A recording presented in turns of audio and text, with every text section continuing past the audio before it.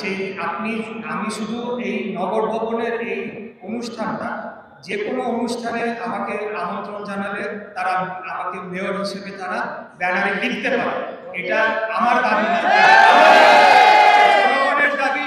এটা বাংলাদেশের সর্বোচ্চ আদালতের মাধ্যমে এটা প্রতিষ্ঠা পেয়েছে। অতএব আজকে যারা এটা নিয়ে আবারও কথা তোলার চেষ্টা করছে তাদেরকে বলবো যে তারা নিজেদের জ্ঞানকে আরেকটু পরিমার্জিত করে আরেকটু সমৃদ্ধ করে তারা যাতে কথা বলে। কারণ বাংলাদেশের নির্বাচন কমিশন কর্তৃক যে গ্যাজেট প্রকাশ করা হয়েছে সেখানে স্পষ্টভাবে উল্লেখ হয়েছে যে ঢাকা দক্ষিণ সিটি কর্পোরেশনের মেয়র হিসেবে আমাকে সেখানে ঘোষণা করা হয়েছে।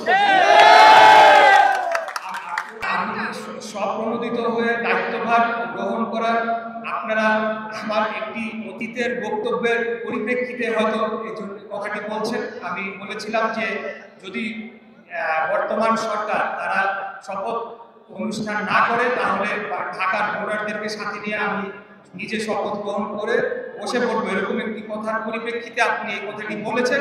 তবে আমি আপনাদেরকে বলতে চাই সেটি একটা বক্তব্যের মাঝে কথাটি বলেছিলাম।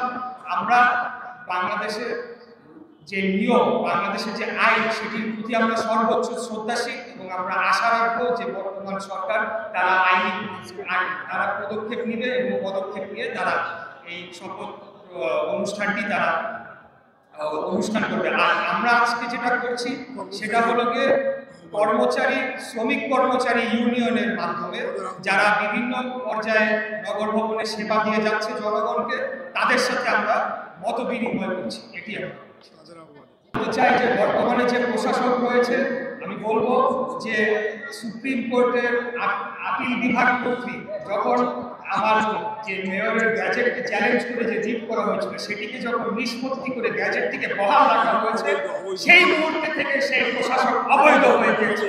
এটাই এখানে প্যারালাল প্রশাসন তারা চালাচ্ছিল।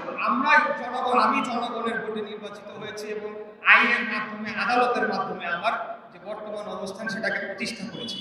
এখানে অবৈধভাবে তারা প্রশাসক নিয়োগ দিয়ে তারা এখানে দুর্নীতিতে জড়িয়ে পড়েছিল এবং যে উপদেষ্টা ছিল স্থানীয় সরকার উপদেষ্টা, তার ব্যক্তিগত সহকারীর বিরুদ্ধে 300 কোটি টাকার উপরে অভিযোগ সেটা দুদকে এখন তারা ইনভেস্টিগেট করছে। তো সেই সকল কর্মকাণ্ড যারা করেছে তারা অবৈধ। আমি এই ব্যাপারে এখন আর বেশি বক্তব্য দেওয়ার পরিস্থিতি ঘোলা করতে চাচ্ছি না, কারণ এই বিষয় বলতে গেলে অনেক বলতে হবে। তবে আমি শুরু থেকেই বলে আসছি যে আমার এই বিষয়টা সম্পূর্ণ রাজনৈতিক একটা সিদ্ধান্ত ছিল। রাজনৈতিকভাবে তারা সিদ্ধান্ত নিয়েছে যে আমাকে বা বিএনপি প্রার্থীকে এখানে বসতে দেওয়া হবে না, এখানে তারা তাদের পছন্দসই প্রশাসককে বসাবে এবং সেই প্রশাসককে বসানোর মাধ্যমে আগামী জাতীয় নির্বাচনে তারা অবৈধ সুযোগ সুবিধা গ্রহণ করবে, এটি তাদের উদ্দেশ্য। দুঃখের সাথে জানাতে হচ্ছে আপনাদেরকে, আজ পর্যন্ত এই মুহূর্ত পর্যন্ত এতদিন যাবত সরকারের পক্ষ থেকে কোনো ধরনের ভূক্ষেপ করা হয়নি, কোনো ধরনের যোগাযোগ করা হয়নি, কোনো ধরনের আলোচনার কোনো উদ্যোগ নেওয়া হয় না। এটা হলো একটা অত্যন্ত দুঃখজনক। এটার সাথে আপনি কোথা থেকে পরিসংখ্যান দিচ্ছেন আমার জানা নেই, আপনি কোথায় বেশি কম বলেছেন এটা সঠিক তথ্য আমার কাছে নেই। তো আপনার কথা যদি আমি সত্য ধরে নিই, তো এখন মাত্র ডেঙ্গুর সিজন শুরু হচ্ছে কেবল। এখানে আপনি যদি এখন এটার সাথে এটাকে মেলাতে চান তাহলে আমার মনে হয় যে সেটা ভুল তো হবে, এটা অন্যায় হবে আর কি। এটা কোনোভাবে মেলানো সম্ভব নয়।